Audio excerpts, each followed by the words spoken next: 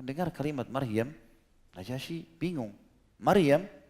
Iya, Maryam, ibunya Isa. Ya.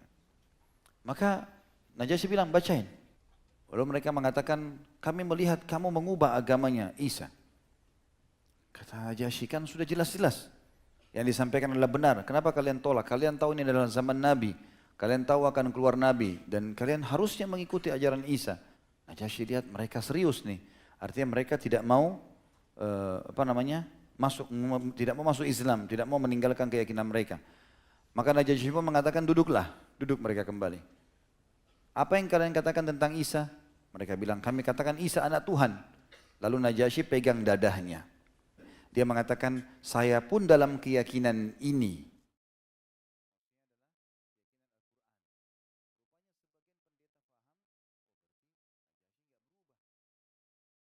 Saya akan ceritakan teman-teman sekalian untuk membacakan riwayat supaya lebih tepat. Karena riwayat ini kita bacakan secara letter-let. Nanti insya Allah kita akan coba berikan ta'likat atau beberapa tambahan untuk menguatkan apa yang sedang kita bahas. Kalau teman-teman yang pegang buku tentunya penulis menuliskan di halaman 388 itu. Riwayatnya. Dan tentu saya juga berharap teman-teman nanti membuka surah Maryam, karena di sini tidak disebutkan ayatnya, tapi cuma disebutkan surah Maryamnya. Surah nomor 19 kita akan baca nanti panjang lebar dari awal sampai selesainya kisah Nabi Isa alaihi wassalatu wassalam. Saya akan bacakan riwayat bagaimana masuk Islamnya Najasyi, seorang raja yang pada saat itu terkenal juga dengan seorang pendeta. Riwayat yang pertama dari Ummu Salamah radhiyallahu anha, istri Nabi SAW. Tentu ini sebelum jadi istri Nabi SAW, waktu di Habasyah. Ya, setelah masuk jadi istri Nabi SAW, beliau kemudian menceritakan. Ia berkata, ketika Mekah terasa sempit bagi kami, para sahabat Rasulullah SAW disiksa dan difitnah. Mereka merasakan ujian berat yang menimpa. Rasulullah SAW sendiri tidak kuasa membantu mereka. Sedangkan beliau berdiri dalam perlindungan kaum dan paman beliau, Abu Talib.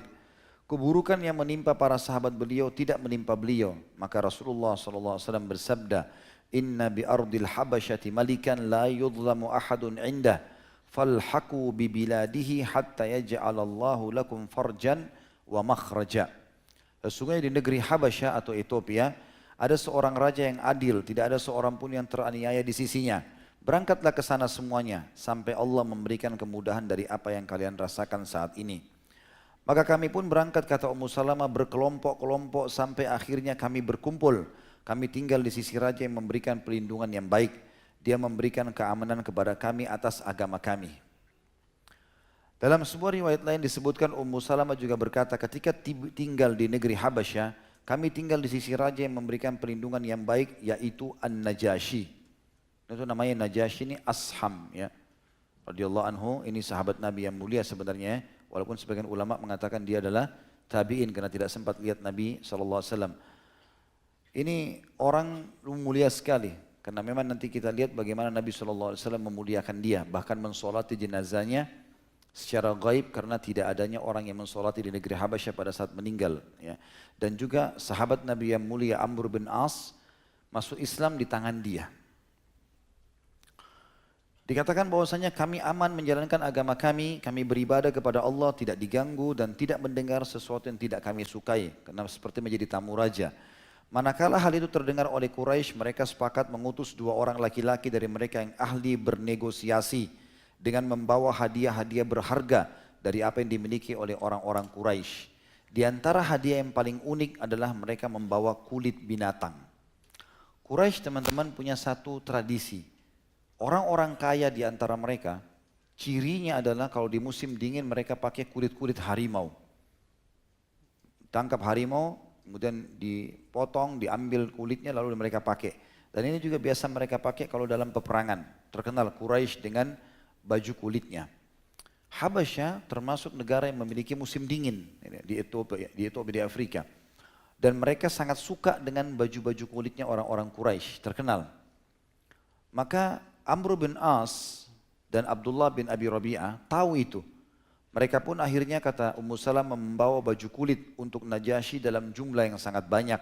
Mereka tidak membiarkan seorang panglima Najasyi pun kecuali mereka memberinya hadiah. Dalam riwayat lain mereka memberikan hadiah semua pendeta yang ada di sekitar Najasyi.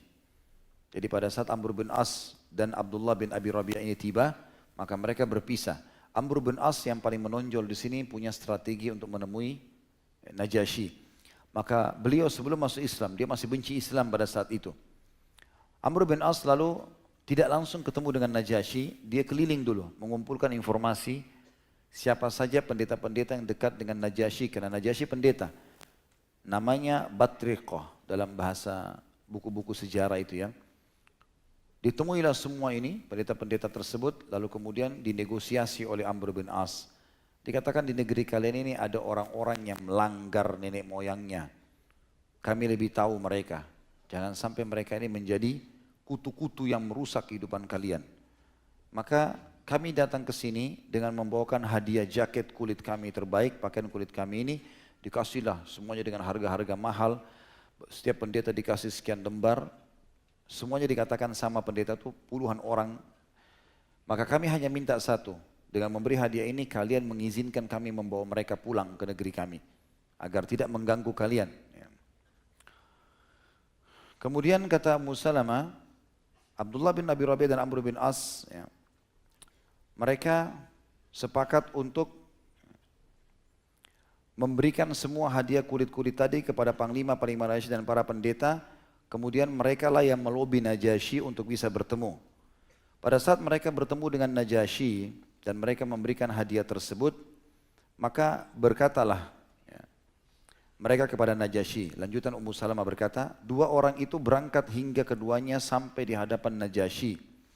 Saat itu kami hidup di sisi Najasyi di sebuah negeri yang baik dengan perlindungan yang baik darinya. Makanan, minuman, tempat tinggal, semuanya ditanggung sebagai tamu raja. Keduanya berkeliling menemui setiap panglima An-Najasyi untuk menyerahkan hadiah sebelum keduanya menghadapi Najasyi. Keduanya berkata kepada panglima, negeri yang mulia raja ini telah didatangi oleh orang-orang bodoh yang meninggalkan agama kaum mereka. Tapi mereka juga tidak masuk ke dalam agama kalian. Mereka datang membawa agama baru, kami tidak mengetahui agama apa itu, dan kalian juga tidak mengetahuinya. Orang-orang mulia dari kaum mereka telah mengutus kami untuk membawa mereka pulang. Jika kami berbicara kepada raja, berilah isyarat kepadanya agar menyerahkan mereka kepada kami tanpa berbicara kepada mereka, maksudnya kaum muslimin. Karena kaum mereka lebih mengetahui siapa mereka dan lebih mengerti dengan apa yang mereka celah ya, karenanya. Jadi kasih jaket-jaket orang-orang pendeta-pendeta dan panglima perang ini lalu berkata, kami cuma minta satu. Nanti kalau kami ketemu Najasyi pun, kalian tinggal berikan isyarat. Kalau ditanya pendapat bilang, Najasyi kembalikan aja. Ini untuk apa kita simpan orang-orang di sini. Maka panglima-panglima itu pun dan para pendeta berkata kepada mereka, iya, maksudnya kepada Amr bin As dan Abdullah bin Abi Rabi'ah. Selanjutnya dua orang delegasi itu menghadap Najasyi dan menyerahkan hadiahnya dan Najasyi menerimanya dari mereka. Kemudian dua orang itu berbicara kepadanya, wahai baginda raja, negeri anda ini telah didatangi oleh orang-orang bodoh yang meninggalkan agama kaumnya. Tetapi mereka juga tidak masuk ke dalam agama anda. Mereka datang membawa agama baru. Kami tidak mengetahui agama apa itu dan anda juga tidak mengetahuinya. Orang-orang mulia dari kaum yang terdiri dari bapak-bapak mereka, paman-paman mereka, dan keluarga-keluarga dekat mereka telah mengutus kami untuk membawa mereka pulang kepada kaumnya. Dan kaumnya lebih mengetahui siapa mereka dan lebih mengerti dengan apa yang mereka celah karenanya. Ummu Salamah lalu menyebutkan radhiyallahu anha, tidak ada sesuatu yang paling dibenci oleh Abdullah bin Abi Rabi'ah dan Amr bin As melebihi kesediaan Najasyi justru untuk mendengar dari kaum muslimin. Maka para panglima perang Najasyi di sekelilingnya berkata, dua orang ini telah berkata benar wahai baginda raja. Kaum mereka lebih mengetahui siapa mereka dan lebih mengerti apa yang mereka celah karenanya. Maksudnya mereka tercela gara-gara itu. Maka serahkanlah mereka kepada keduanya sehingga keduanya membawa mereka pulang ke negeri mereka. Ummu Salamah radhiyallahu anha berkata, An-Najasyi pun marah. Kemudian berkata, tidak demi Allah, aku tidak akan menyerahkan mereka kepada kedua orang itu. Satu kaum yang tinggal di negeriku dan memilihku atas selainku tidak boleh diganggu hingga aku mengundang mereka. Aku ingin bertanya kepada mereka tentang apa yang dikatakan oleh dua orang ini tentang mereka. Jika mereka seperti yang dikatakan oleh dua orang ini, aku akan menyerahkan mereka kepada keduanya dan memulangkan mereka kepada kaumnya. Tapi jika sebaliknya, aku akan melindungi mereka dari keduanya dan aku memberikan kehidupan yang baik kepada mereka selama mereka tinggal di sini. Dan ini menandakan teman-teman keadilan Najasyi. Bagaimana ada orang datang, misalnya ada orang Indonesia ditahan di satu negara. Kemudian ada delegasi dari Indonesia ingin mengambil dari negaranya, dari sukunya. Gampang kembaliin aja gitu kan. Tapi ini tidak. Najasyi mengatakan mereka tidak memilikiku kecuali karena ada alasan. Aku harus dengar dulu dari mereka, apa masalahnya? Ini bentuk keadilannya. Dan di sini juga teman-teman sekalian, ada satu pelajaran yang sedikit ditekankan oleh para ulama. Kalau kita sedang menjadi tamu di tempat seseorang, dan itu orang non-muslim, kita berinteraksi sesuai dengan alam dia, tanpa mendukung ibadahnya. Dan tidak harus buru-buru untuk memamerkan atau menawarkan Islam sampai memang dia penasaran ingin bertanya. Ini salah satu retorika, karena orang kalau bertanya berarti ingin tahu, beda dengan orang yang tidak mau tahu. Apalagi sudah diberikan perlindungan, dan ini balas jasa kaum muslimin kepada Najasyi. Jadi rupanya selama berhari-hari ini, berminggu-minggu mereka tidak pernah ceritakan tentang Islam. Najasyi pun tidak tahu agama mereka apa. Kata Ummu Salamah, maka Najasyi pun meminta agar para sahabat Rasulullah SAW dipanggil untuk menghadap. Ketika utusan Najasyi datang kepada mereka, mereka berkumpul, sebagian berkata kepada sebagian yang lain, apa yang akan kita katakan kepada raja ketika kita berada di hadapannya nanti?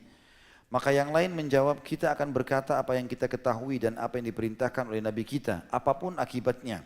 Takutnya nanti kalau mereka ngomong tentang agama Islam, tentang Nabi SAW, maka Najasyi benci dan diusir gitu kan. Manakala mereka hadir, mereka melihat An-Najasyi telah mengundang para uskup di hadapannya dan mereka telah membuka kitab suci mereka di hadapan mereka. An-Najasyi lalu bertanya kepada para sahabat, agama apa yang kalian anut? Kalian meninggalkan kaum kalian, tapi kalian juga tidak masuk ke dalam agamaku dan tidak juga dalam agama manapun. Ummu Salamah berkata, maka juru bicara kami adalah Ja'far bin Abi Thalib. Ja'far pun berkata radhiyallahu anhu, paduka raja. Karena sudah ditanya, dulu kami adalah satu kaum yang jahiliyah, bodohnya luar biasa. Apa kebodohannya? Kami menyembah berhala, makan bangkai, melakukan perbuatan-perbuatan keji. Semua pelanggaran, mencaci, menghina, bohong, ngambil hak orang lain kami kerjakan semua. Memutus silaturahim, berbuat buruk kepada tetangga, yang kuat dari kami memakan yang lemah. Kami dalam keadaan demikian hingga Allah mengutus kepada kami seorang Rasul dari kalangan kami. Kami mengenal nasabnya, kejujurannya, amanahnya, dan kebersihan dirinya. Dia mengajak kami kepada Allah agar kami mentauhidkan dan menyembahnya, serta meninggalkan apa yang kami dan nenek moyang kami sembah selain Allah, berupa batu dan patung-patung. Dia memerintahkan kepada kami agar jujur dalam berbicara, menunaikan amanah, menyambung silaturahim, berbuat baik kepada tetangga, menahan diri dari hal-hal yang diharamkan, dan dari menumpahkan darah. Dia juga melarang kami berbuat keji, berkata bohong, memakan harta anak yatim, menuduh wanita-wanita yang terjaga dengan berzina. Dia juga memerintahkan kami untuk menyembah Allah semata, tidak mempersekutukannya dengan sesuatu. Dan dia memerintahkan kami untuk sholat, membayar zakat, dan juga puasa.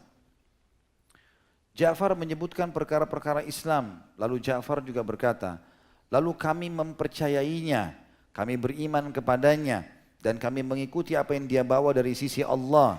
Kami beribadah kepada Allah semata dan tidak mempersekutukannya dengan sesuatu pun. Kami mengharamkan apa yang dia haramkan atas kami, dan kami menghalalkan apa yang dia halalkan untuk kami. Namun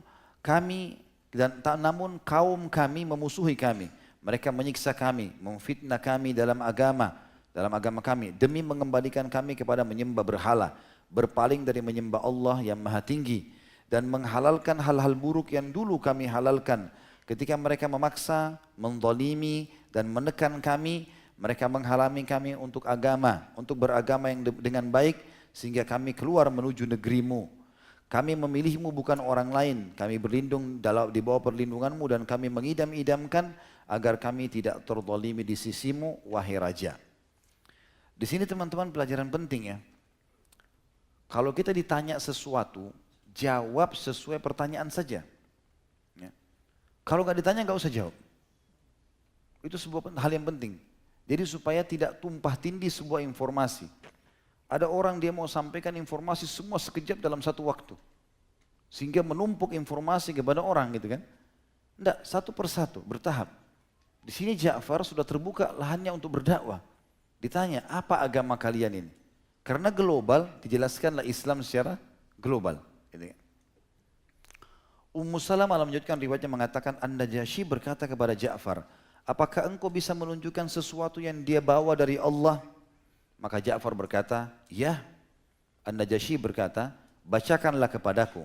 Ummu Salamah berkata, lalu Ja'far membaca awal surah Maryam tentang Nabi Zakaria dan Nabi Yahya. Kita bacakan ya. Yang dibaca dan di sini kejelian Ja'far radhiyallahu anhu, kata ulama sirah, ulama sejarah, Ja'far radhiyallahu anhu tidak memilih Al-Ikhlas, Al-Falaq, sudah turun di Mekah waktu itu. Ja'far tidak memilih surah-surah lain, tapi Ja'far memilih surah Maryam. Kenapa? Karena mereka komunitasnya Nasrani. Maryam tidak asing buat mereka. Maka dibaca dan memang Ja'far mengatakan salah satu surah yang diturunkan bernama surah Maryam. Mendengar kalimat Maryam, Najasyi bingung. Maryam? Iya, Maryam. Ibunya Isa. Maka Najasyi bilang bacain, dibacakanlah. A'udzu billahi minasyaitonir rajim. Bismillahirrahmanirrahim.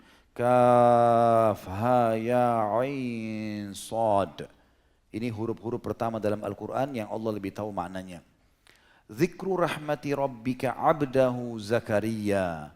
Yang dibacakan ini penjelasan tentang rahmat Tuhanmu kepada hambanya Zakaria. Zakaria alaihissalam ini siapa? Hah? Pamannya. Ya, kena jadi paman. Jadi Isa alaihissalam, ya, ibunya Maryam. Maryam ini bersaudara dengan ibunya Yahya. Istrinya Yahya ini Zakaria, gitu kan? Jadi sebenarnya ini satu keluarga. Makanya surah Al-Imran itu surah keluarganya Imran. Imran ini adalah ayahnya Maryam. Ayahnya Maryam alaihissalatu wassalam. Maka Zakaria tidak asing namanya. Dia tahu betul. Ini termasuk pamannya Nabi Isa alaihissalam. Lalu dikatakan idznada rabbahu nidaan khafiyya. Tak kala ia berdoa kepada Tuhannya dengan suara yang lembut. Dan ini kisah ini disebutkan juga dalam Injil. Mirip seperti itu. Nanti kita ketahui ini dari tangisannya Najasyi pada saat mendengar ayat-ayat Al-Quran. Dan saya pernah jelaskan teman-teman tafsir kenapa Nabi Zakaria berdoa dengan suara lembut. Karena waktu itu umurnya, dari ayat Al-Quran ini kata sebagian ulama tafsir umurnya sudah 100 tahun. Dan dia minta kepada Allah dikasih anak dari istrinya yang mandul. 70 tahun dia berdoa. Menikah umur 30 tahun, istrinya 20 tahun berdoa minta anak dari istri ini. Mandul istrinya. 70 tahun dia berdoa, nanti umur 100 tahun baru Allah terima. Kenapa Allah bilang dia berdoa dengan suara yang lembut? Karena dia bilang, ya Allah karuniakanlah aku anak dari istriku yang ini. Umurnya sudah 90 tahun sekarang istrinya. Ya, karena sudah 70 tahun yang lalu dia menikah gitu kan. Maka dia berdoa mengatakan, Allah mengatakan dengan suara lembut. Karena takut kaumnya kalau dengar, kaumnya menganggap Zakaria ini ada masalah. Kenapa kok berdoa minta anak sama Allah dari istri yang mandul? Doa dia ayat 4-nya, qala rabbi inni wahanal 'azmu minni washta'ala ar-ra'su syaiban wa lam akum bidu'aika rabbi syaqiyya. Ia berkata, ya Tuhanku, sesungguhnya tulangku telah lemah dan kepalaku telah ditumbuhi uban seluruhnya. Sudah 100 tahun. Dan aku belum pernah kecewa dalam berdoa kepada Engkau ya Tuhanku. Ini yang kata ulama tafsir 70 tahun berdoa. Terus minta anak kepada Allah SWT. Ayat 5-nya ada alasan kenapa dia minta keturunan. Wa inni khiftul mawaliya min warai wa kanat imraati akhiran fahabli min ladunka waliya. Sesungguhnya aku khawatir bila aku meninggal nanti, maka tidak ada penggantiku, nggak ada penerusku. Sedangkan istriku adalah seorang yang mandul, tidak bisa hamil. Maka anugerahkanlah aku dari sisimu seorang putra dari istri ini yang mandul. Aku tidak pernah putus asa ya Allah. Tidak ada yang mustahil bagi engkau. Ayat 6-nya, yarithuni wa yarithu min ali Yaquba waj'alhu rabbi radiyya. Tujuannya anak itu ya Allah agar ia mewarisiku. Dan ini bukan harta maksudnya. Karena kata Nabi SAW sesungguhnya ulama pewaris para nabi-nabi dan nabi-nabi tidak mewariskan dinar dan dirham. Tapi mereka mewariskan ilmu dari Allah SWT, wahyu. Siapa yang mengambil ilmu itu maka dia telah mendapatkan bagian yang sangat banyak dalam agamanya. Tujuannya anak itu agar dia mewarisi ilmuku dan mewarisi sebagian keluarga Yakub, ajaran-ajaran syariat yang telah turun kepada Nabi Yakub, dan jadikanlah ia ya Tuhanku seorang yang diridhoi, anak yang baik. Ayat 7. Ya Zakaria inna nubashiruka bigulamin ismuhu Yahya lam naj'al lahu min qablu samia. Hai Zakaria, sekarang ya, di umur 100 tahun ini kami memberikan kepadamu kabar gembira. Sesungguhnya engkau akan memperoleh seorang anak plus Allah yang memberikan nama Yahya. Yang sebelumnya kami belum pernah menciptakan orang yang serupa dengan dia. Kata ulama tafsir, nama Yahya tidak pernah sebelumnya, fisik Yahya juga belum pernah ada yang mirip dengannya. Ayat 8, qala rabbi anna yakunu li gulamun wa kanat imraati akira wa qad balagtu minal kibari itiya. Zakaria berkata, ya Tuhanku, bagaimana aku akan memiliki seorang anak. Padahal istriku seorang yang mandul dan aku juga sudah sangat tua. Sudah 100 tahun, tua sekali. Betul dia berdoa sama Allah, tapi secara manusia dia kaget waktu Jibril datang mengatakan, Tuhanmu akan membuat kamu punya anak. Istrimu yang mandul ini akan hamil. Nabi Zakaria ayat 9 bilang, bagaimana itu bisa terjadi? Berikan saya informasi lebih supaya saya lebih yakin, lebih tenang. Maka Jibril berkata di ayat 9, qala kadzalika qala rabbuka huwa 'alayya hayyinun wa qad khalaqtuka min qablu wa lam taku syai'a. Tuhanmu telah berfirman, hai Zakaria, demikianlah hal itu mudah bagiku dan sesungguhnya telah aku ciptakan kau hai Zakaria sebelum itu padahal kamu belum ada sama sekali. Ayat 10. Qala rabbi ja'al li ayah, qala ayatuka alla tukalliman nasa thalatha layalin sawiyya. Zakaria berkata, ya Tuhanku, berikanlah aku satu tanda. Kalau istriku hamil, aku enggak mau tunggu perutnya besar. Pokoknya begitu hari pertama dia hamil, aku sudah punya tanda. Berikan aku tanda. Allah berfirman, tanda bagimu ya Allah, pada saat dia hamil, kamu tidak dapat berbicara dengan manusia selama 3 malam. Padahal kamu sehat, suaranya hilang. Dia kata ulama tafsir, Zakaria alaihissalam cuma bisa menyebutkan kalau bertasbih. Subhanallah, Allah Akbar, la ilaha illallah. Kalau zikir bisa. Selain itu hilang suaranya, berarti istrinya sudah hamil. Di ayat 11-nya, pada saat sudah terima wahyu, dia sudah tahu suaranya akan hilang. Maka dia nasihatin kaumnya. Fakharaja ala qaumihi minal mihrabi fa'auha ilaihim an sabbihu bukratan wa ashiyya. Maka ia pun keluar Zakaria dari mihrabnya, tempat dia ibadah tadi menerima wahyu. Ya. Kemudian lalu ia memberi isyarat kepada mereka. Nah, bicara, hendaklah kalian bertasbih di waktu pagi dan petang. Saya akan hilang suara nanti. Tidak bisa saya ingatkan, maka berzikirlah dalam beberapa hari ini. Ayat 12-nya, ya Yahya, khudil kitaba biquwwah wa atainahul hukma sabiyya. Lalu Nabi Yahya pun mulai membesar, tumbuh besar, lahir, tumbuh besar, lalu Allah berfirman kepada Yahya, hai Yahya, ambillah kitab Taurat itu dengan sungguh-sungguh, pelajari, hafal, amalkan, ajarkan. Dan kami berikan kepadanya hikmah selama ia masih kanak-kanak. Jadi Nabi Yahya dari kecil sudah bicaranya seperti orang dewasa. Ayat 13, wa hananan min ladunna wa zakatan wa kana taqiyya. Dan dia penuh dengan rasa belas kasih sayang yang mendalam dari sisi kami. Jadi Nabi Yahya tidak pernah marah, sayang dengan orang, baik sekali, santun. Dan juga dia suci dari dosa, dari kecil tidak pernah buat kesalahan. Dan ia adalah seorang yang bertakwa. Dia orang yang patuh pada Allah. Ayat 14-nya, wa barram biwalidayhi wa lam yakun jabbaran asiyya. dan dia juga termasuk orang yang bakti kepada kedua orang tuanya, dan bukanlah ia orang yang sombong lagi durhaka. Terakhir ayat 15, wasalamun alaihi yauma wulida wa yauma yamutu wa yauma yub'atsu hayya. Kesejahteraan atas dirinya pada hari ia dilahirkan, pada hari ia meninggal, dan pada hari ia dibangkitkan hidup kembali. Bayangkan teman-teman, ayat-ayat ini dibacakan seperti antum dengar terjemahannya, Najasyi pun diterjemahkan. Dan dia dengar satu persatu ayat ini. Gitu. Apa yang terjadi? Ummu Salamah melanjutkan riwayatnya.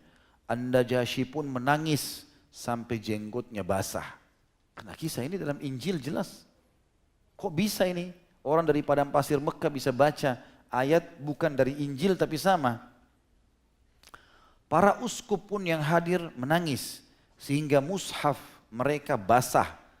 Jadi waktu itu Ja'far bin Abi Thalib menulis ayat-ayat Al-Quran yang mereka sudah hafal walaupun belum sempurna lengkap 30 juz waktu itu di lembaran-lembaran kulit dan dikasihlah kepada Najasyi sehingga Najasyi dan para uskup-uskup ini pada pegang semua. Lalu ada penterjemah-penterjemah pada saat itu. Lalu dikatakan basah ketika itu karena mendengar apa yang dibacakan oleh Ja'far. An-Najasyi berkata, sesungguhnya apa yang dia baca orang ini dan apa yang dibawa oleh Isa benar-benar keluar dari cahaya yang satu. Lalu An-Najasyi berkata kepada kedua delegasi Quraisy, Abdullah bin Abi Rabi'ah dan Amr bin As, pergi kalian dari sini. Aku tidak menyerahkan mereka kepada kalian dan mereka tetap dalam keamanan.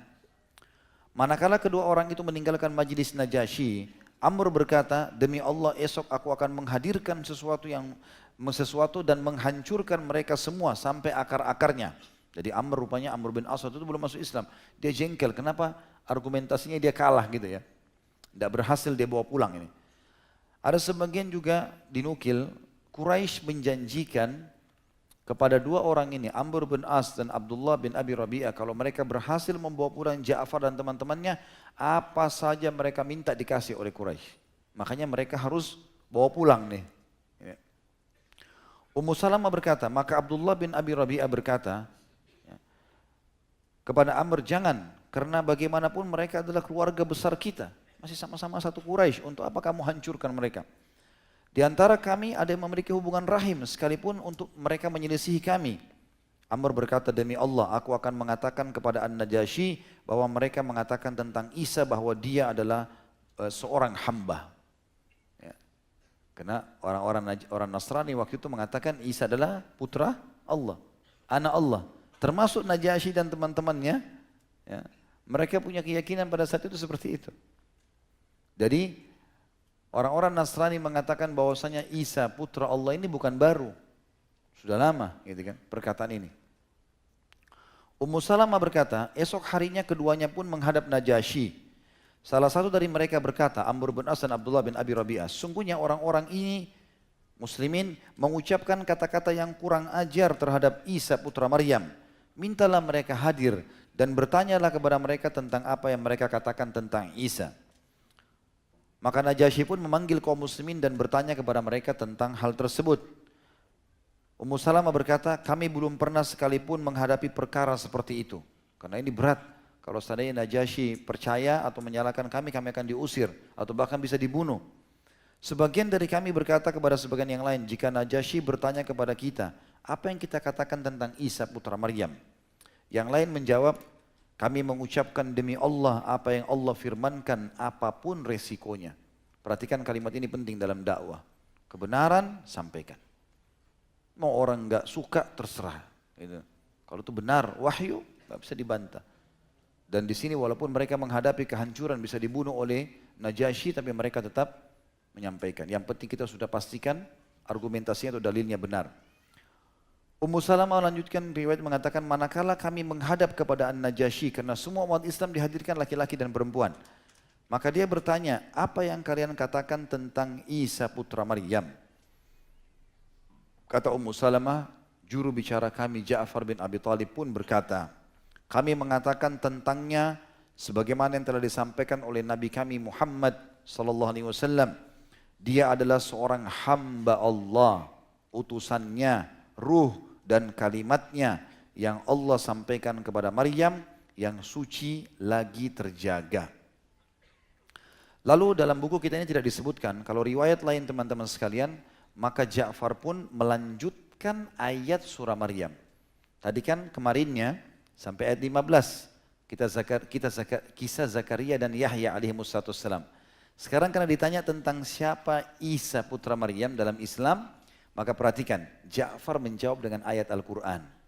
Dan ini adalah cara yang paling efektif mendakwahi Nasrani. Karena banyak di antara mereka teman-teman memahami kita benci dengan Nabi Isa. Sebagaimana sebagian mereka benci dengan Nabi Muhammad SAW padahal belum pelajari siapa Nabi Muhammad SAW. Maka Ja'far mulai melanjutkan surah Maryam. Mulai dari ayat 16. A'udzu billahi minasyaitonir rajim. Wadhkur fil kitabi Maryam idin tabadat min ahliha makanan syarqiyya. Dan ceritakanlah kisah Maryam, hai Muhammad, kepada pengikutmu di dalam Al-Quran, yaitu ketika ia menjauhkan diri dari keluarganya ke suatu tempat di sebelah timur Palestina. Nah, tentu teman-teman kalau bisa buka Al-Quran dibuka ini, dilihat ya, tadabburi ayat. Ayat 17, فَاتَّخَذَتْ مِنْ دُونِهِمْ حِجَابًا فَأَرْسَلْنَا إِلَيْهَا رُوحَنَا فَتَمَثَّلَ لَهَا بَشَرًا سَوِيًّا. Maka ia mengadakan tabir yang melindunginya dari kaumnya, Maryam alaihissalam, di rumahnya. Beliau jaga diri di situ. Lalu kami mengutus ruh kami kepadanya, Jibril alaihissalam. Maka ia menjelma di hadapannya dalam bentuk manusia yang sempurna. Ayat 18. Qalat inni a'udzu birrahmani minka in kunta taqiyya. Maryam lalu berkata, sungguhnya aku berlindung daripadamu kepada Tuhan yang Maha Pemurah jika kamu seorang yang bertakwa. Ini menandakan Maryam alaihissalam, sebagian ulama tafsir mengatakan belum pernah interaksi sama laki-laki yang bukan mahram. Tiba-tiba dia kaget di kamarnya, di tempat mihrab dia sholat, ada laki-laki. Maka dia bilang, aku berlindung kepada Allah. Ya. Tuhan Maha Pemurah jika kau bertakwa. Kalau kau takut sama Allah, pergi, jangan ganggu saya. Ayat 19, Qala innama ana rasulu rabbiki li ahabalaki gulaman zakiyya. Maka Jibril berkata, sesungguhnya aku ini hanyalah seorang utusan Tuhanmu, hai Maryam, untuk memberimu seorang anak laki-laki yang suci. Ini konsep Al-Quran tentang Isa alaihissalam dan Maryam alaihissalam. Ayat 20, Qalat anna yakunu li gulamun walam yamsasni basharun walam aku bagiya. Maryam berkata, bagaimana akan ada bagiku seorang anak laki-laki sedangkan tidak pernah seorang manusia pun menyentuhku dan aku bukan pula seorang pezina. Maka ayat 21, Qala kadzaliki qala rabbuki huwa alayya hayyin wa linaj'alahu ayatan linnasi wa rahmatan minna wa kana amran maqdiya. Jibril pun berkata, demikianlah hai Maryam, Tuhanmu telah berfirman, hal itu mudah bagiku. Untuk membuatmu hamil tanpa ada suami, tanpa sperma, itu mudah bagi Allah Sang Pencipta. Dan agar dapat kami menjadikannya, Isa alaihissalam, suatu tanda bagi manusia dan sebagai rahmat dari kami. Dan hal itu adalah satu perkara yang sudah diputuskan. Ayat 22. Fahamalathu fantabadat bihi makanan qasiyya. Lalu kemudian Maryam mengandungnya. Lalu ia menyisihkan diri dengan kandungannya itu ke tempat yang jauh. Karena takut orang lihat. Maryam tidak pernah interaksi sama laki-laki. Kok bisa tiba-tiba perutnya besar? Orang nanti sangka buruk zina, gitu kan? Maka dia pergi jauh dari kaumnya. Waktu dia sudah pergi jauh, dia tinggal di sana beberapa waktu sampai akhirnya terasalah masa melahirkan. Ayat 23. فَأَجَاءَهَا الْمَخَاضُ إِلَى جِزْعِ النَّخْلَةِ قَالَتْ يَا لَيْتَنِي مِتُّ قَبْلَ هَذَا وَكُنْتُ نَسْيًا مَنْسِيًّا. Maka rasa sakit akan melahirkan anak memaksa ia bersandar pada pangkal pohon kurma. Lalu dia berkata, aduhai, alangkah baiknya aku mati sebelum ini dan aku menjadi barang yang tidak berarti lagi dilupakan. Maksudnya, kata ulama tafsir, Maryam mengatakan, saking sakitnya, dia mengatakan, coba seandainya saya tidak hamil, saya tidak jadi manusia. Karena begitulah. Dan ini bagi teman-teman tentu yang memiliki istri, yang bujang-bujang tutup kuping saja. Ya. Jadi yang punya istri begitu, kalau mau melahirkan istrinya berkeluh kesah, jangan dimarahin. Malah disambut, dirangkul, disayangi, karena memang dia merasakan sakit pada saat itu. Pedihnya memang sakit ya. Makna yang lain kata ulama adalah, Maryam bukan merasakan sakitnya saja, tapi Maryam punya hal yang lebih besar. Maryam alaihissalam ketakutan ini kalau lahir, anak ini digendong, mau dibawa kemana nih? Kaumnya akan bilang apa nanti? Namanya akan rusak. Gitu kan? Padahal selama ini dia sudah jaga ibadah. Itu maknanya. Maka dia bilang, coba seandainya aku mati sebelum ini. Dan aku menjadi barang yang tidak berarti dan dilupakan saja. Ayat 24. Fanadaha min tahtiha alla tahzani qad ja'ala rabbuki tahtaki sariyya. Maka Jibril menyerunya dari tempat yang rendah. Maksudnya Jibril AS datang mendekati Maryam AS. Janganlah kau sedih hai Maryam.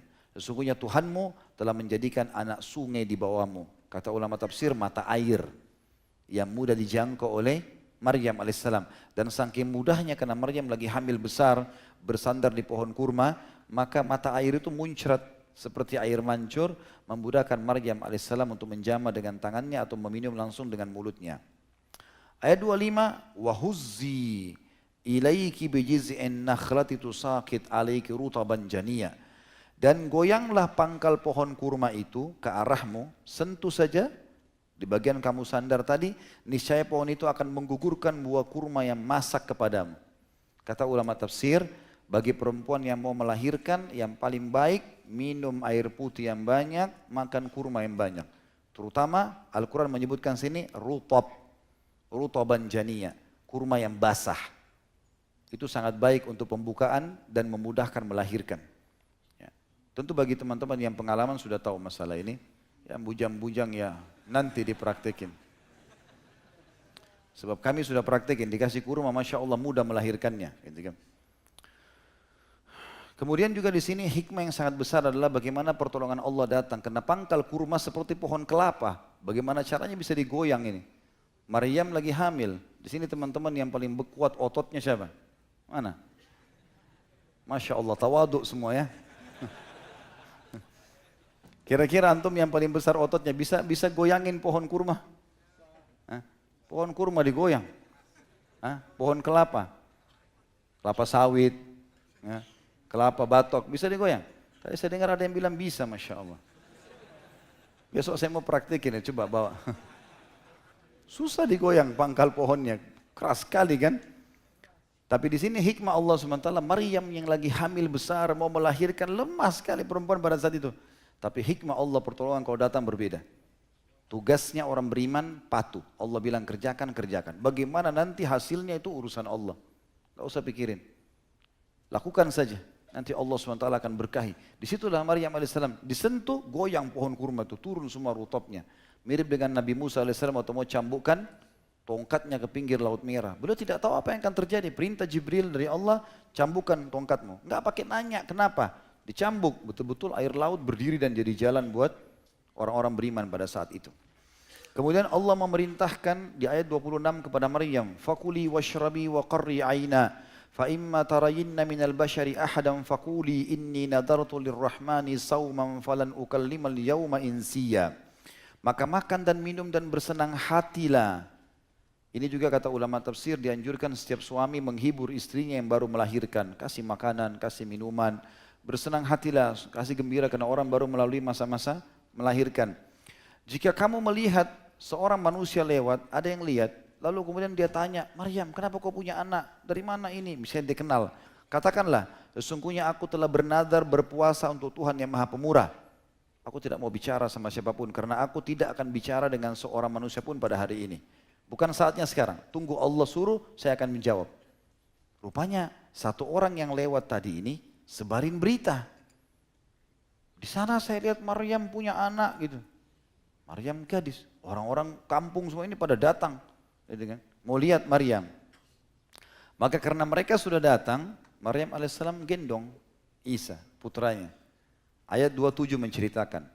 Fa'atat bihi qaumaha tahmilu. Qalu ya Maryamu laqad ji'ti syai'an fariya. Maka Maryam membawa anak itu kemudian kepada kaumnya dengan menggendongnya. Lalu kaumnya berkata, sudah kumpul semua orang, hai Maryam, sesungguhnya kamu telah melakukan sesuatu yang sangat mungkar. Ayat 28, ya ukhta Harun ma kana abuki imra'a sawin wa ma kanat ummuki bagiya. Wahai saudara perempuannya Harun. Maksudnya Maryam turunannya Nabi Harun. Ayahmu sekali-kali bukanlah seorang yang jahat. Ayahnya Maryam Imran orang soleh. Allah bilang Al-Imran, surah Al-Imran itu keluarga Imran. Imran ini orang saleh. Sampai Nabi Zakaria saja belajar Taurat dari Imran. Nabi Zakaria muridnya Imran. Gitu kan. Makanya waktu Imran mau meninggal, dia menitipkan Maryam kepada Zakaria. Ayahmu bukan sekali-kali seorang yang jahat, seorang saleh. Dan ibumu juga bukan seorang pezina, orang salehah. Maka bagaimana menjawabnya? Jibril bisikin Maryam, tunjuk saja ke bayi itu. Ayat 29. Fa'asyarat ilai. Qalu kaifa nukallimu man kana fil mahdi sabiyya. Maka Maryam menunjuk ke anak itu. Mereka pun berkata, bagaimana kami bisa berbicara dengan anak yang masih dalam ayunan? Baru lahir ini. Ayat 30. Qala, Nabi Isa berbicara. Dan ini didengar oleh Najasyi. Prosesi ini Najasyi dengar. Qala inni abdullahi ataniyal kitaba waj'alani nabiyya. Isa berkata, sungguhnya aku adalah hamba Allah. Dia, Allah memberiku Alkitab, Injil. Dan dia menjadikan aku nanti kalau besar seorang nabi. Ayat 31. Waj'alani mubarakan aynama kuntu wa awsani bis salati waz zakati ma dumtu hayya. Dan dia menjadikan aku seorang yang diberkahi di mana saja aku berada. Dan dia memerintahkan kepadaku untuk mendirikan salat, menunaikan zakat selama aku hidup. Ayat 32. Wa barram biwalidati wa lam yaj'alni jabbaran syaqiyya. Dan aku dijadikan berbakti kepada ibuku. Berarti penisbatan ini memang anaknya Maryam. Karena dia bilang, ini ibuku, aku disuruh berbakti. Dan dia Allah tidak menjadikan aku sebagai orang yang sombong lagi celaka. Ayat 33. Wassalamu alayya yauma ulidtu wa yauma amutu wa yauma ub'atsu hayya. Dan kesejahteraan semoga selalu dilimpahkan kepadaku pada hari aku dilahirkan, pada hari aku meninggal, dan pada hari aku dibangkitkan hidup kembali lagi. Ayat 34-nya ini dibaca oleh Ja'far alaihissalam dengan sangat pelan untuk memberikan penjelasan kepada lebih tartil daripada ayat sebelumnya. Kata Allah, ya, Dzalika Isa bin Maryam qaulal haqqil ladzi fihi yamtarun. Itulah kisahnya Isa putra Maryam yang mengatakan perkataan yang benar. Memang dia hamba Allah, bukan anak Allah. Memang dia anaknya Maryam tanpa ayah. Yang mereka berbantah-bantahan tentang kebenarannya. Ayat 35. Maka nalillahi ayyattakhidha min walad subhanah. Idza qadha amran fa innama yaqulu lahu kun fayakun. Tidak layak bagi Allah mempunyai anak. Allah Maha Suci. Apabila dia telah menetapkan sesuatu, maka dia hanya berkata kepadanya, jadilah, maka jadilah sesuatu itu. Ayat 36. Wa innallaha rabbi wa rabbukum fa'buduh. Hadza siratum mustaqim. Sesungguhnya Allah adalah Tuhanku dan Tuhan kalian, maka sembahlah dia saja. Dan itu adalah jalan yang lurus. Ayat 37. Ma fakhtalafal ahzabu min bainihim fawaidun lilladina kafaru min mashhadi yaumin azim. Maka berselisihlah golongan-golongan yang ada di antara mereka, ya, tentang Isa ini anak Tuhan atau memang orang yang lahir tanpa ayah, memang utusan Allah. Allah ceritakan dan Najasyi dengar nih, semua pendeta dengar. Berselisih loh tentang ini karena memang di Nasrani pun ada dua kubu. Ada yang mengatakan Isa adalah nabi biasa saja, ya, ada yang mengatakan dia anak Tuhan. Allah bilang, maka kecelakaan, berselisihlah golongan-golongan di antara mereka, maka kecelakaan bagi orang-orang kafir pada waktu menyaksikan hal yang besar. Ayat 38. Asmi' bihim wa absir yawma ya'tunana, lakinidz zalimuna al-yawma fi dhalalim mubin. Alangkah terangnya pendengaran mereka pada hari kiamat, dan alangkah tajamnya penglihatan mereka pada hari mereka datang kepada kami nanti. Tetapi orang-orang zalim pada hari itu, ya, selama di dunia dia zalim, berada dalam kesesatan yang nyata. Ayat 39-nya, ini sampai ayat 40 tentunya dibaca oleh Ja'far. Wa anzirhum yaumal hasrati idh qudiyal amru wa hum fi ghaflatin wa hum la yu'minun. Dan berilah mereka peringatan tentang hari penyesalan, hari kiamat, yaitu ketika segala perkara telah diputus dan mereka dalam kelalaian dan mereka tidak pula beriman. Ayat terakhir 40, inna nahnu narithul arda wa man 'alaiha wa ilaina yurja'un. Sesungguhnya kamilah yang akan mewarisi bumi Tidak ada yang kekal kecuali Allah Subhanahu wa taala. Dan semua orang-orang yang ada di atasnya, ya, kami yang menghidupkan, kami mematikan, dan hanya kepada kami mereka akan dikembalikan. Sampai ayat 40 ini, dari ayat 16, Ja'far membaca, menjawab tentang pertanyaan bagaimana pandangan kalian tentang Isa. Apa kata Najasyi? Pada saat itu teman-teman sekalian, Ummu Salamah lalu mengatakan, An-Najasyi setelah itu menjulurkan tangannya ke tanah, lalu mengambil sebilah ranting. Kemudian dia berkata, demi Allah, apa yang engkau katakan tentang Isa tadi tidak melebihi ranting ini. Riwayat lain, apa yang engkau ucapkan tadi tentang Isa, itulah yang telah diucapkan oleh Isa sebenarnya. Tidak ada bedanya antara ranting ini. Maksudnya ranting ini dari atas sampai bawah sama semua nih ukurannya. Seperti itu, artinya perkataannya sama. Ummu Salamah lalu berkata, demi Allah, maka para panglima Najasyi bergumam mengingkari apa yang telah dikatakan oleh Najasyi. Maka Najasyi pun marah. Sambil berkata, sekalipun kalian marah, tetap Isa bukan putra Tuhan. Sebagaimana diucapkan oleh orang ini. Jadi terjadi perselisihan antara Najasyi dengan para pendeta-pendeta. Lalu Najasyi berkata kepada kaum muslimin, pergilah kalian aman di negeriku. Siapa yang mencela kalian, pasti akan aku denda. Kemudian dia berkata, siapa yang mencela kalian akan aku denda, siapa yang mencela kalian aku akan denda sampai 3 kali. Aku tidak mau mempunyai sebuah gunung dari emas, sementara aku menyakiti salah seorang dari kalian. Kalaupun aku dikasih 1 gunung emas, hanya untuk memukul 1 orang kalian aku tidak akan lakukan. Emas itu aku tolak, kata Najasyi. Karena dia tahu ini kebenaran. Pulanglah, ditunjuk kepada Amr bin As dengan Abdullah bin Abi Rabi'ah. Bawa hadiah kalian ini, aku tidak memerlukannya. Demi Allah, dia Allah tidak memungut uang pelicin dariku manakala dia mengembalikan kerajaanku kepadaku sehingga aku mengambil uang pelicin ini dalam hal ini, dan dia tidak menjadikan manusia taat padaku sehingga aku mentaati manusia dalam hal ini. Artinya, bawa hadiah kalian, aku saja waktu jadi raja, aku tidak pernah bayar apa-apa kepada orang-orang. Allah yang mendatangkannya. Bagaimana sekarang orang yang beriman sama Allah aku sakiti? Tidak ada keperluan masalah itu. Ummu Salamah berkata, maka kedua orang itu meninggalkan majlis Najasyi dengan rasa malu. Misi yang mereka emban gagal total. Kami pun bisa tinggal di negeri yang baik dan di bawah perlindungan yang baik. Maka Ummu Salamah berkata tadi, bahwasanya kedua orang itu meninggalkan majlis Najasyi dengan rasa malu. Misi yang mereka emban gagal total, kami pun bisa tinggal di negeri yang baik dan di bawah perlindungan yang baik. Dan Ummu Salamah melanjutkan berkata, demi Allah kami senantiasa dalam keadaan demikian sampai datang seseorang yang ingin merebut kerajaan dari tangan Najasyi. Jadi yang pegang buku tentunya saya perlu sampaikan kisah. Jadi sampai di sini dikasih tanda.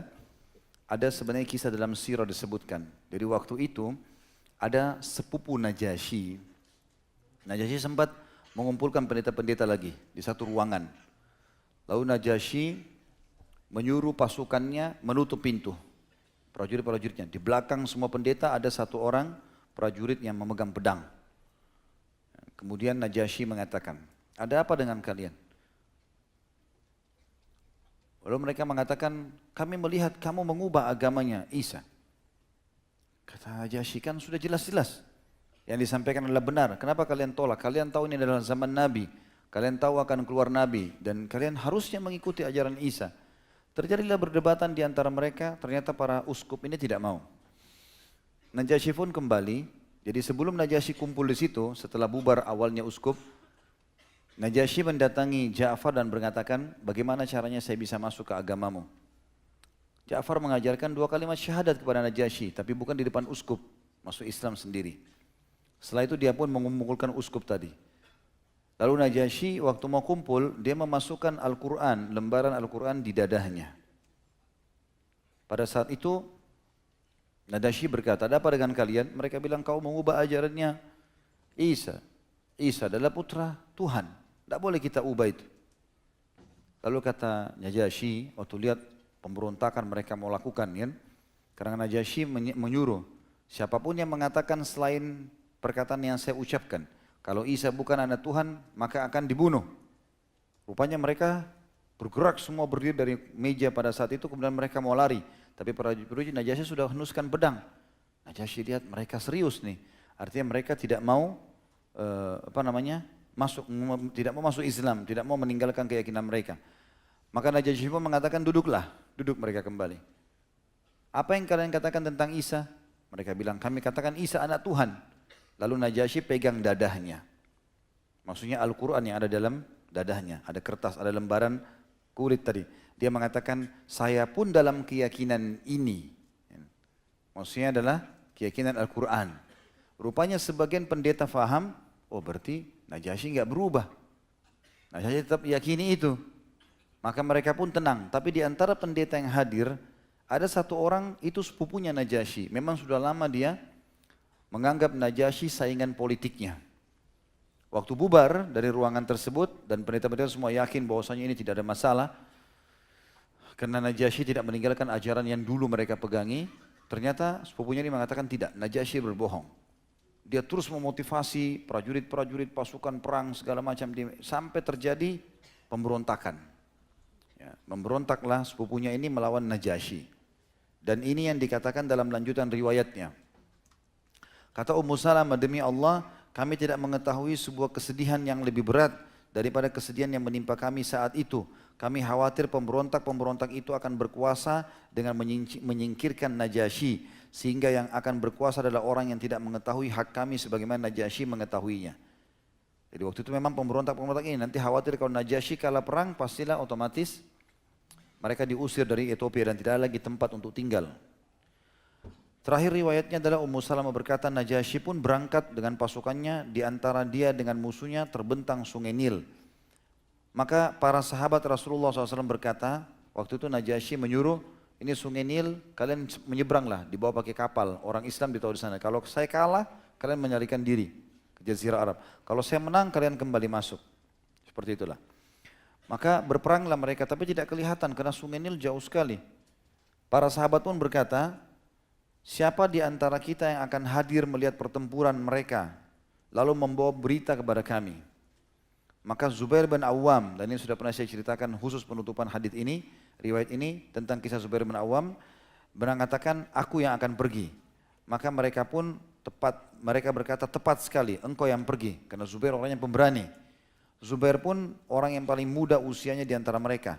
Lalu orang-orang meniupkan sebuah kantong air dan mengikatnya di dadahnya. Kemudian Zubair berenang dengannya menuju seberang sungai Nil, tempat pertempuran mereka untuk mengetahui apa yang terjadi. Lalu kami pun memohon kepada Allah agar memberikan kemenangan kepada Najasyi atas musuhnya sehingga dia bisa berkuasa di negerinya dan perkara negeri Habasyah berada di tangannya. Di sana kami berada di tempat yang baik sampai kami pulang ke Rasulullah SAW di Mekah. Harapannya nanti supaya sampai pulang ke Mekah dalam kondisi aman. Tentunya disebutkan oleh Syekh Albani dalam Takhrij Fiqh Sirah, ya, karya Al-Ghazali. Ya, kisah ini juga disebutkan oleh Ibnu Ishaq dalam Al-Maghazi. Dan Imam Ahmad juga meriwayatkan di nomor 1740 tentunya dari jalan Ibnu Ishaq dengan sanad sahih. Ya. Tentu di sini teman-teman sekalian, Najasyi akhirnya menang melawan peperangan tersebut dan kaum muslimin dibiarkan tinggal kembali, tapi ada syaratnya. Mereka enggak boleh sebarkan agama mereka. Najasyi pun tetap dalam keadaan Islam. Dan banyak riwayat berhubungan dengan Najasyi tapi tidak kita sedang bahas tentunya. Seperti misalnya Najasyi sempat menikahkan Nabi SAW dengan Ummu Habibah radhiyallahu anha. Beliau memberikan maharnya dan mengirim kepada Nabi SAW ke Madinah bersama juga mengirimkan tunggangan yang baik buat Nabi SAW. Dan pada saat Najasyi meninggal, Nabi SAW menyuruh muslimin untuk mensolati jenazahnya karena di sana tidak ada yang mensolatinya. Ini Allah alam yang berhubungan dengan masalah masuk Islamnya Najasyi.